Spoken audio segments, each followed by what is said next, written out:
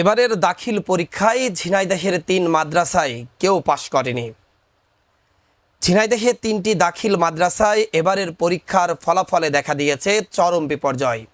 জেলার কালীগঞ্জ, শৈলকুপা ও মহেশপুর উপজেলার ৩টি মাদ্রাসা থেকে বেশ কয়েকজন শিক্ষার্থী দাখিল পরীক্ষায় অংশ নিলেও পাশ করতে পারেনি একজনও। এমন ফলাফলে ক্ষুব্ধ ও হতাশ অভিভাবক সহ স্থানীয়রা। তাদের অভিযোগ, নিয়মিত পাঠদান না হওয়া ও শিক্ষকদের অনাগ্রহের কারণেই এমন পরিস্থিতির সৃষ্টি হয়েছে। অন্যদিকে দীর্ঘদিন ধরে বেতন ভাতা না পাওয়ার বিষয়টি সামনে এনে শিক্ষকদের দাবি, আর্থিক অনিশ্চয়তার কারণে তাদের মধ্যেও তৈরি হয়েছে চরম অনীহা।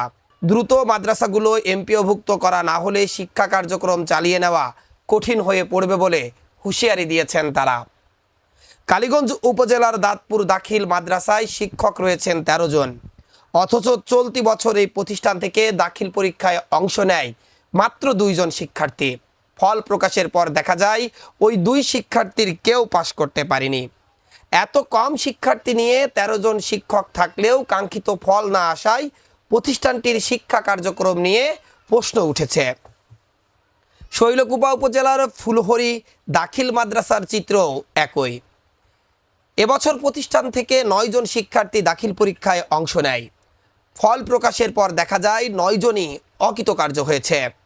১৯৯৭ সালে প্রতিষ্ঠিত ফুলহরি দাখিল মাদ্রাসাটি এখনও এমপিওভুক্ত না হওয়ায় শিক্ষক কর্মচারীদের বেতন ভাতা নেই। অন্যদিকে মহেশপুর উপজেলার পুরাপাড়া হাবিবুর রহমান রাবেয়া খাতুন দাখিল মাদ্রাসাতেও একই চিত্র দেখা গেছে।